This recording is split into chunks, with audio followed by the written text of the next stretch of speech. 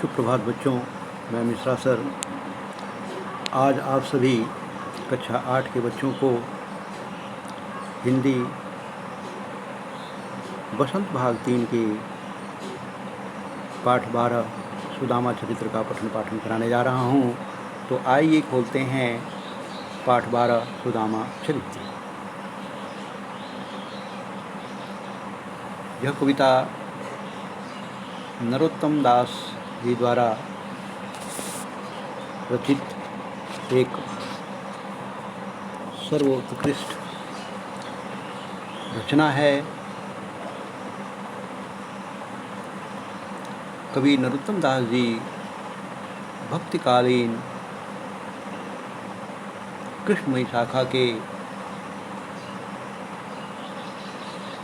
कवियों में आदरणीय रहे हैं। इनकी रचना सुदामा चरित्र ने इन्हें काफ़ी लोकप्रिय बना दिया है। इसमें इन्होंने ब्रज भाषा के माधुर्य युक्त संगीतात्मक एवं गेय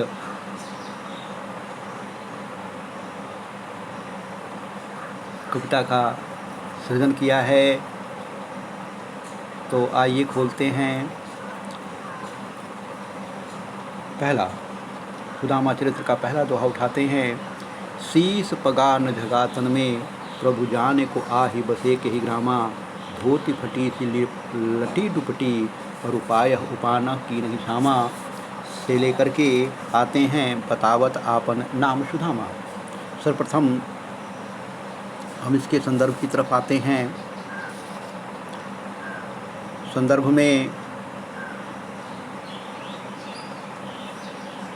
आपको पहले भी बता चुका हूँ कि लिखने की इसकी जो शैली है वह बिल्कुल यथावत होती है।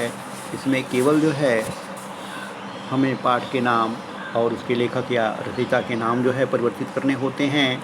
तो लीजिए पढ़ते हैं। प्रस्तुत काव्य पंक्तियाँ हमारी पाठ्य पुस्तक बसंत भाग 3 के सुदामा चरित्र नामक पाठ से ली गई है। इसके रचयिता नरोत्तम दास जी हैं। प्रसंग श्री कृष्ण और सुदामा के बचपन में साथ साथ पढ़ने का वर्णन है। और कुछ समय के पश्चात जो है श्री कृष्ण द्वारिका के राजा बन जाते हैं और सुदामा जी गरीब ही रहते हैं। अपनी पत्नी के द्वारा बार बार हठ किए जाने पर सुदामा जी श्री कृष्ण से कुछ मांगने के लिए द्वारिका जाते हैं और वहाँ पर ऊंची ऊंची भवनों, महलों और समृद्ध ऐश्वर्य को देख करके सुदामा जी आश्चर्यचकित हो जाते हैं। इन्हीं बातों को वर्णित करते हुए नरोत्तम दास जी ने कहा है कि जब सुदामा जी अपने बचपन के मित्र श्री कृष्ण जी से मदद मांगने की आशा में, उम्मीद में फटे हाल उनके महल के द्वार पर पहुंच जाते हैं और वहां की चकाचौंध स्थिति को देख करके आश्चर्यचकित हो उठते हैं। कृष्ण जी महल पर उपस्थित द्वारपालों से सुदामा जी के कृष्ण जी के बारे में पूछते हैं, द्वारिकाधीश का नाम पूछते हैं। और तब जो है द्वारपाल उनकी दीनहीन दशा को देख करके उन्हें रोक देते हैं और सुदामा जी के आने की सूचना जो है श्री कृष्ण को देते हैं और कहते हैं कि हे प्रभु, द्वार पर एक आदमी आया है जिसके सिर पर न तो पगड़ी है और ना ही शरीर पर पूरे वस्त्र हैं, और पता नहीं वह किस गांव का रहने वाला है। उसकी धोती फटी है। फटी धोती को छिपाने के लिए वह बार बार मोड़ रहा है। कंधे पर दुपट्टा भी नहीं है। जूते पहनने की उसकी सामर्थ्य नहीं दिखती है। ऐसे दरवाजे पर एक दुर्बल ब्राह्मण है जो इस सुंदर राजमहल को देख करके आश्चर्यचकित है और पूछने पर और आपका निवास स्थान पूछता है तथा उससे पूछे जाने पर कि तुम कौन हो, वह अपना नाम सुदामा बताता है। तत्पश्चात हम दूसरे श्लोक की तरफ आते हैं, दूसरे दोहे की तरफ आते हैं। दूसरा दोहा है, ऐसे बेहाल बेमाइन सो पग कंटक जाल लगे पुनि, जोए से लेकर के पानी परात को हाथ छुओ नहीं, नैनन के जल सो पग धोए। संदर्भ जो है हमारा वही पहले वाला संदर्भ रहेगा, बिल्कुल उसी तरीके से रहेगा। प्रसंग में थोड़ा सा यहाँ परिवर्तन हो जाता है। प्रसंग में श्री कृष्ण और सुदामा बचपन में साथ साथ रहे थे, और जैसे ही द्वारपाल के मुंह से श्री कृष्ण जी सुदामा जी का नाम सुनते हैं, कृष्ण जी सिंहासन छोड़ करके उठ खड़े होते हैं और वे अपने बचपन के मित्र को उनसे मिलने के लिए द्वार तक दौड़ जाते हैं। उन्होंने आदरपूर्वक सुदामा जी को ला करके सिंहासन पर बैठाते हैं और उनकी दीनहीन दशा दुख को देख करके द्रवित होते हैं। इन्हीं भावनाओं का सृजन नरोत्तम दास जी ने यहाँ पर किया है। नरोत्तम दास जी कहते हैं श्री कृष्ण ने सुदामा को अपने सिंहासन पर बैठाया, उनके पैरों को धोने के लिए परात में पानी लाए। श्री कृष्ण जी ने जब सुदामा के पैरों को धोने के लिए हाथ लगाया तो उन्होंने देखा कि उनके पैरों में बेवाइयाँ फटी हुई हैं, जिसमें सुदामा जी को अत्यंत पीड़ा हो रही है। पैरों के तलवे में जगह जगह पर कांटे चुभे हैं। ऐसा प्रतीत होता है जैसे मानो पैर में कांटों का जाल बिछा है।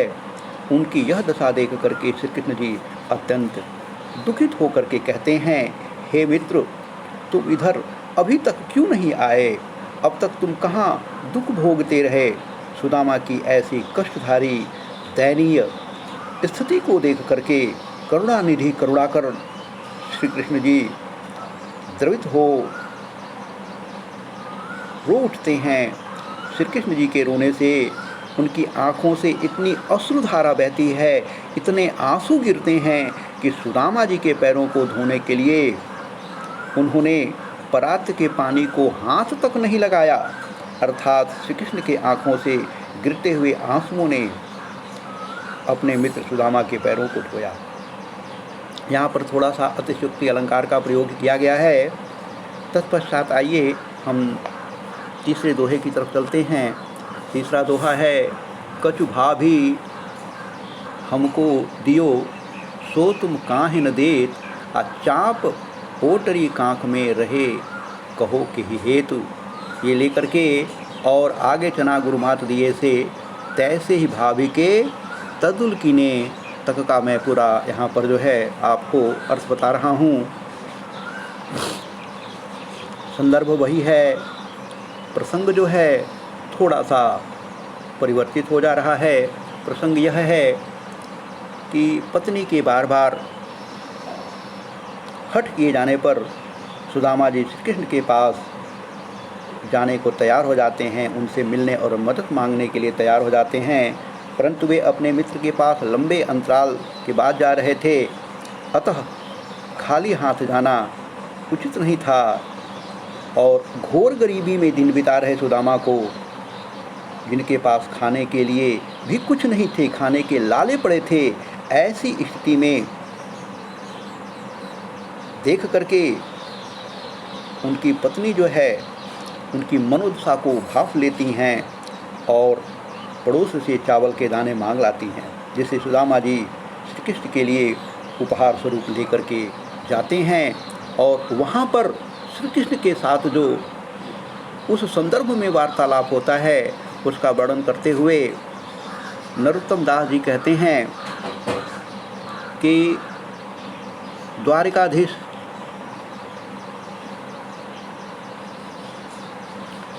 सुदामा की पत्नी ने जो चावल श्री कृष्ण को देने के लिए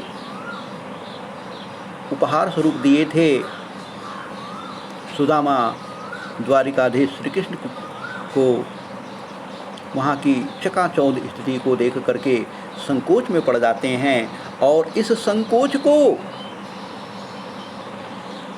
द्वारिकाधीश भांप लेते हैं, जान जाते हैं और उनका यह संकोच देख करके स्वयं श्री कृष्ण ने सुदामा से कहा कि मित्र, चलते समय हमारी भाभी ने कुछ हमारे लिए उपहार स्वरूप दिया था, उसे तुम क्यों नहीं दे रहे हो? क्यों छुपा करके रखे हुए हो? यह जो पोटली तुम अपनी कांख में नीचे छिपा रहे हो, किसके लिए और क्यों छिपाए जा रहे हो? क्या यह भी देना नहीं चाहते?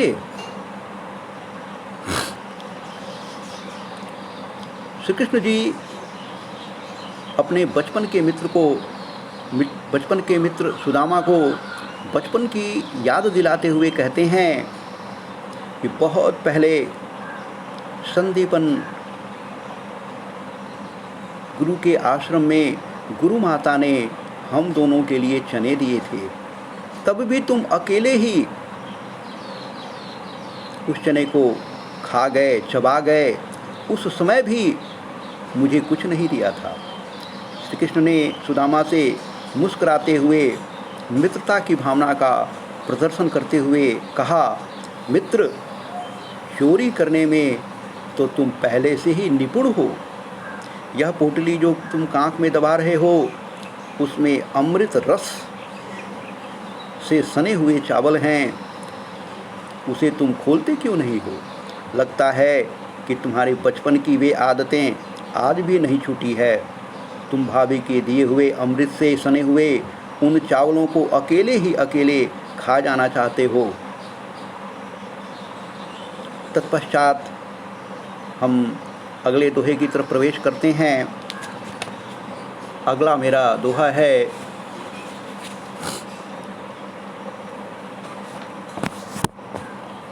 वह पुलकनी वह उठ मिलनी वह आदर की बात से लेकर के और अब कहियों समझाए के बहुधन धरो सकेली। ठीक है, संदर्भ हमारा पूर्वत रहेगा, उसमें कोई परिवर्तन नहीं होगा। प्रसंग में थोड़ा परिवर्तन आ जाता है। सुदामा जी अपने मित्र द्वारिकाधीश श्री कृष्ण के यहाँ जितने दिन तक रहे, श्री कृष्ण जी ने उनका बड़ा आदर सत्कार किया, उनकी सेवा की, और जब कुछ दिनों के बाद से उन्होंने वापस जाने की आज्ञा मांगी कि मित्र, मुझे अब घर चलना चाहिए, तो श्री कृष्ण ने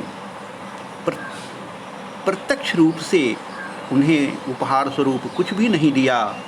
खाली हाथ विदा होने पर सुदामा जी अपने आप और ज़बरदस्ती भेजने के कारण अपनी पत्नी पर गुस्सा कर रहे थे, मन ही मन गुस्सा कर रहे थे।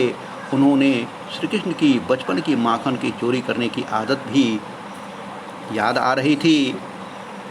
अब यहाँ से हम इसका व्याख्या अर्थ देखते हैं।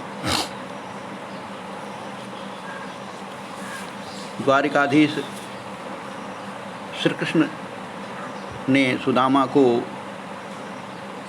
जब विदा किया, उस समय सहायता के नाम पर उपहार के स्वरूप प्रत्यक्ष रूप से कुछ भी नहीं दिया।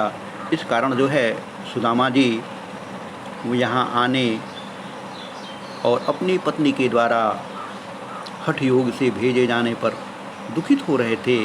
वे सोच रहे थे कि श्री कृष्ण का यूँ आदरपूर्वक सिंहासन से उठ करके मेरे पास आना, प्रेम से गले मिलना, सम्मानपूर्वक सिंहासन पर बिठाना, पैर धोना, सब कुछ कितना अच्छा था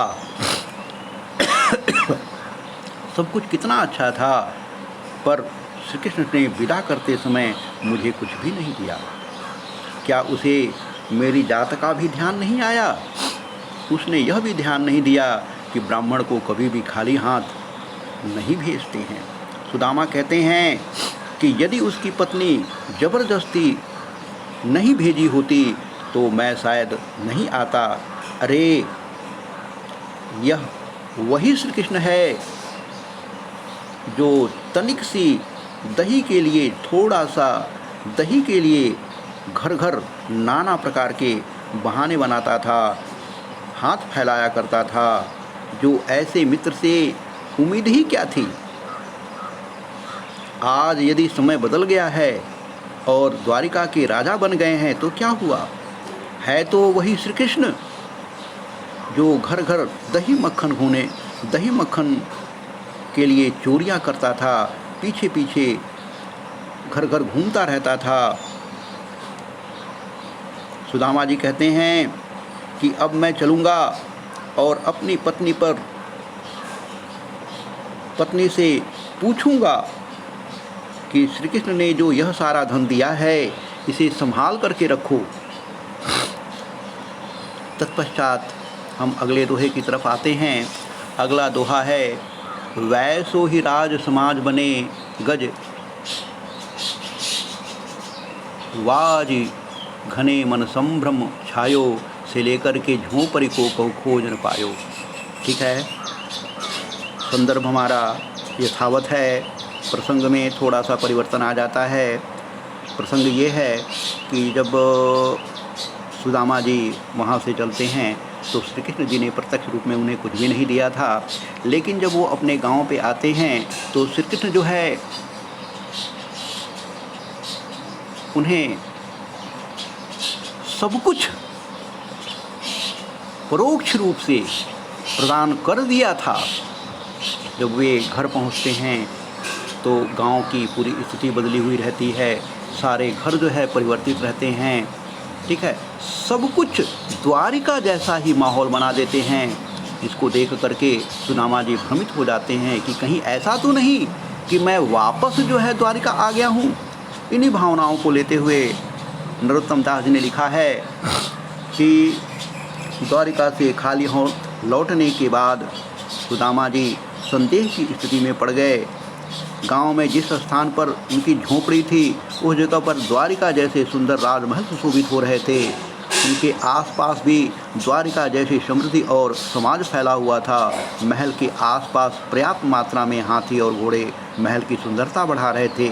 सब कुछ द्वारिका जैसा ही देख करके उनमें एक शंका प्रबल होती जा रही थी। वे सोचने में मजबूर हो जा रहे थे कि कहीं ऐसा तो नहीं कि रास्ता भूल करके पुनः मैं वापस द्वारिका श्री कृष्ण के राज महल की तरफ आ गया हूँ।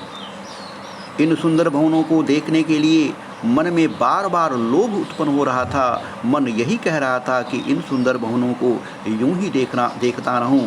यह सब सोचते हुए ये सारे गांव में घूम रहे थे और सबसे जो है पूछ रहे थे, परंतु कहीं भी वो अपनी झोंपड़ी को खोज नहीं पा रहे थे। तत्पश्चात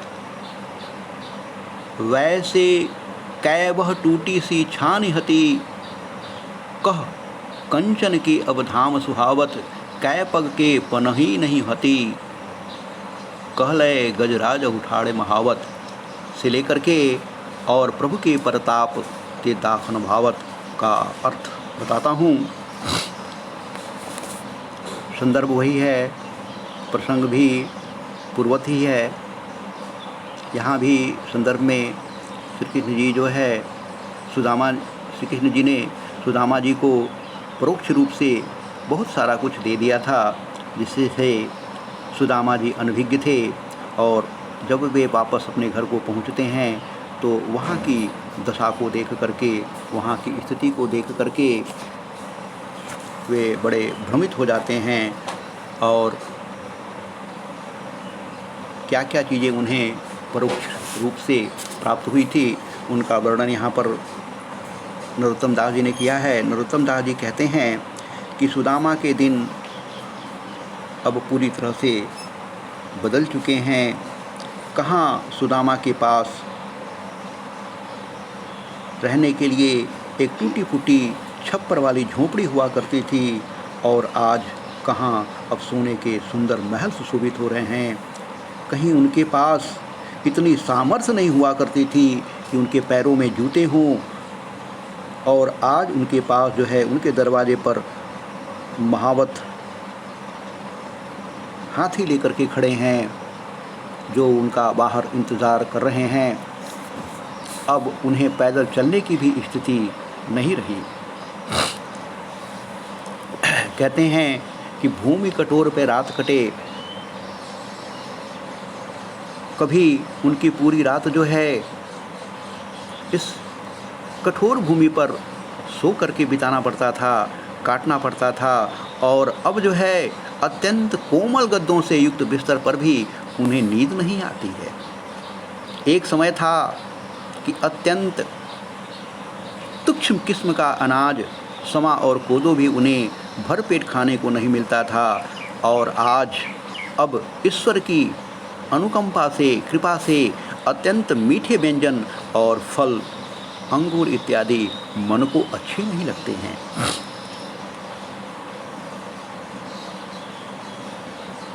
आइए हम पाठ के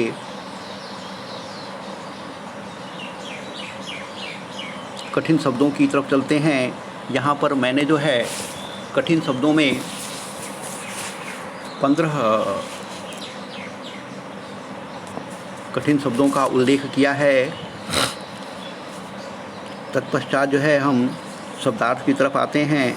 यहाँ शब्दार्थ में देखिए, पगा मने पगड़ी, झगा मने ढीला कुर्ता, अही मने हैं, लटी मने लटकना, दुपट्टी मने अंगोछा या गमछा, उपाना मने जूता। ऐसे करते हुए मैंने जो है आपको 22 शब्दार्थों का उल्लेख किया है।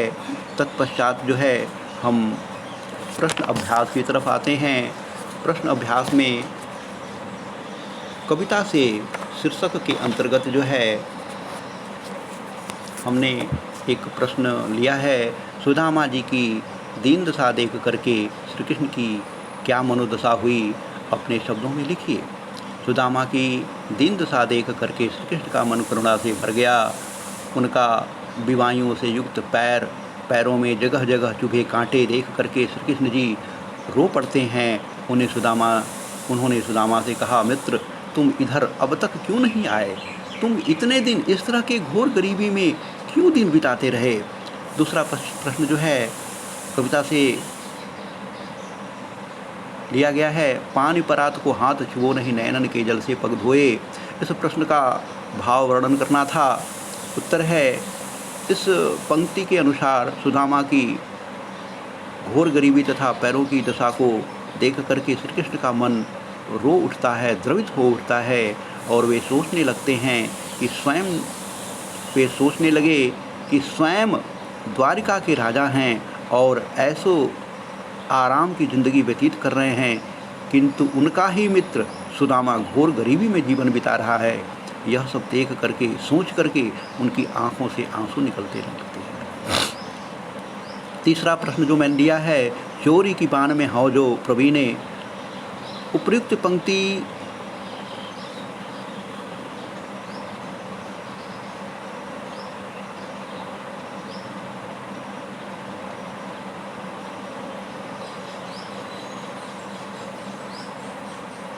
कौन है, किससे कह रहे हैं, किससे कह रहा है, इसका जो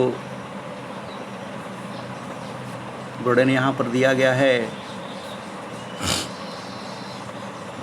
उपयुक्त व्यक्ति जो हैं श्री कृष्ण हैं और अपने मित्र सुदामा से कह रहे हैं।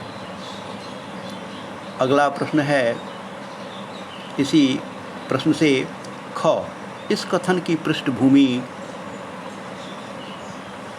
कीजिए।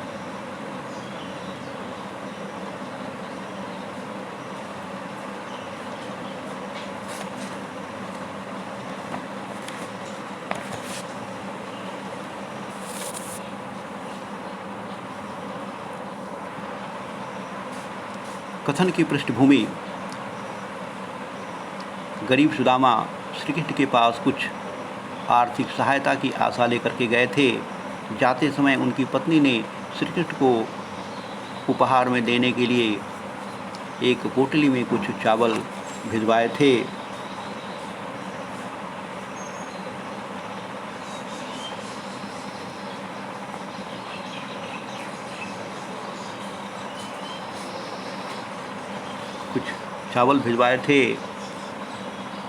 सुदामा जी सोच रहे थे कि इतने बड़े राजा को चावल कैसे भेंट करूं। इसी दुविधा में फंसे सुदामा उस चावल की पोटली को दबाकर छिपाने का प्रयास कर रहे थे। यह देख करके श्री कृष्ण ने ऐसा कहा था।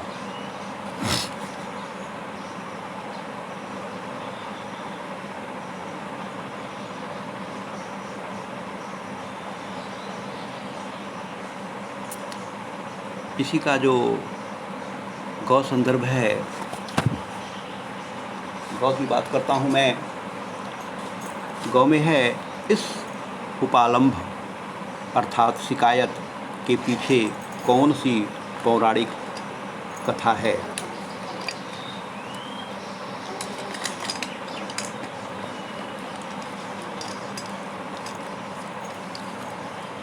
बचपन में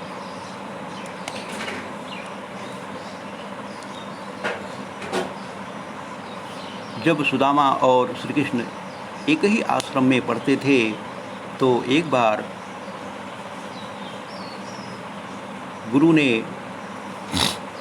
गुरु माता ने उन्हें जंगल में लकड़ी काटने के लिए भेजा था और सुदामा की पोटली में चने दिए थे और कहा कि इसे तुम और कृष्ण खा लेना। लकड़ियाँ काटते समय काटते काटते सुदामा को भूख लगी और तभी उन्होंने देखा कि कृष्ण काटने में मग्न है। चलो चने खा लेता हूँ। उसे पता नहीं चलेगा। जब सुदामा ने चने खाना शुरू किया तो चने खाने की आवाज़ से, उनका खाने की वजह से उनका दांत आवाज़ कर रहा था।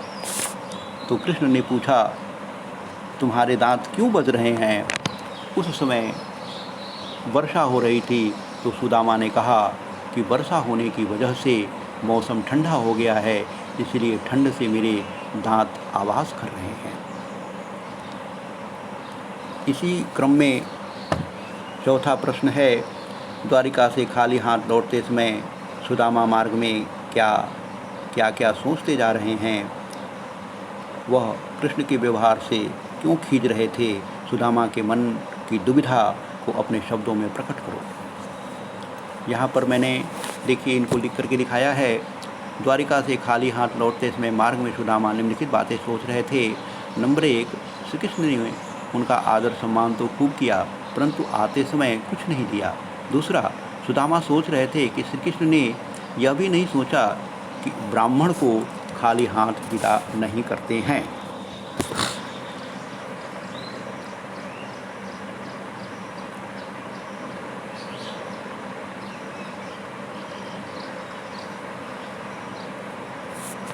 ब्राह्मण को खाली हाथ विदा नहीं करते हैं। नंबर 3, वे सोच रहे थे कि आखिर है तो वही कृष्ण जो बचपन में दूध दही मक्खन चुरा कर खाया करते थे। क्या हुआ? अब वो राजा बन गए हैं, आखिर उनकी आदतें वही रहेंगी ना। सुदामा श्री कृष्ण के व्यवहार से इसलिए खींच रहे थे क्योंकि द्वारिका से विदा करते समय श्री कृष्ण ने उनको प्रत्यक्ष रूप से कुछ भी नहीं दिया था।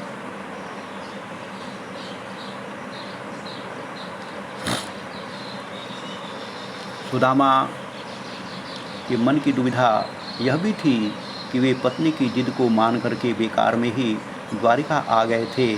श्री कृष्ण ने कुछ दिया तो नहीं, उल्टे उनके चावल जरूर खा लिए।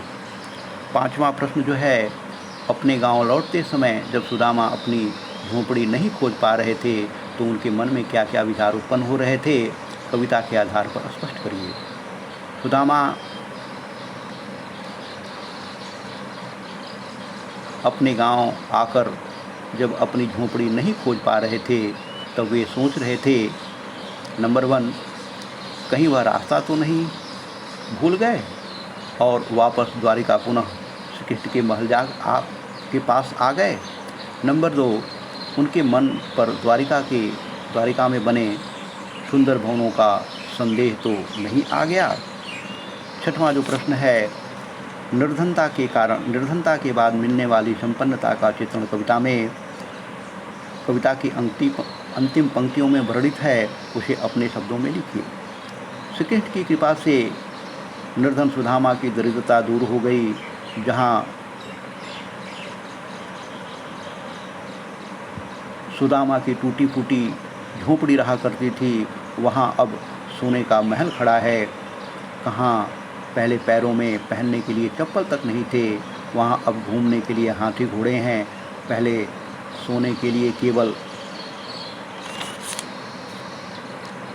यह कठोर भूमि थी, और अब शानदार नरम मुलायम बिस्तरों का इंतज़ाम है।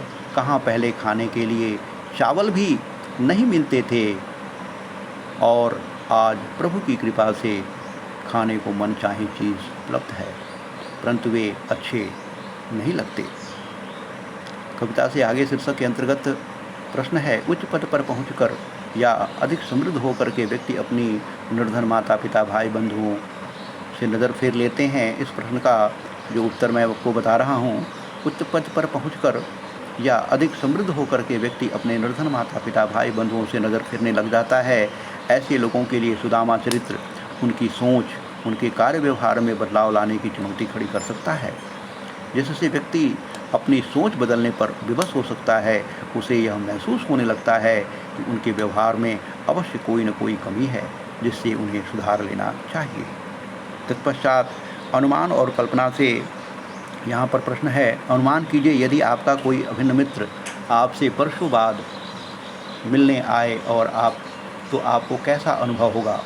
यदि मेरा कोई अभिन्न मित्र मुझसे बहुत वर्षों के बाद मिलने आए तो मुझे बहुत ही खुशी होगी। मैं उसका भरपूर स्वागत करूंगा, उसके माता पिता तथा अन्य सदस्यों का हालचाल पूछूंगा।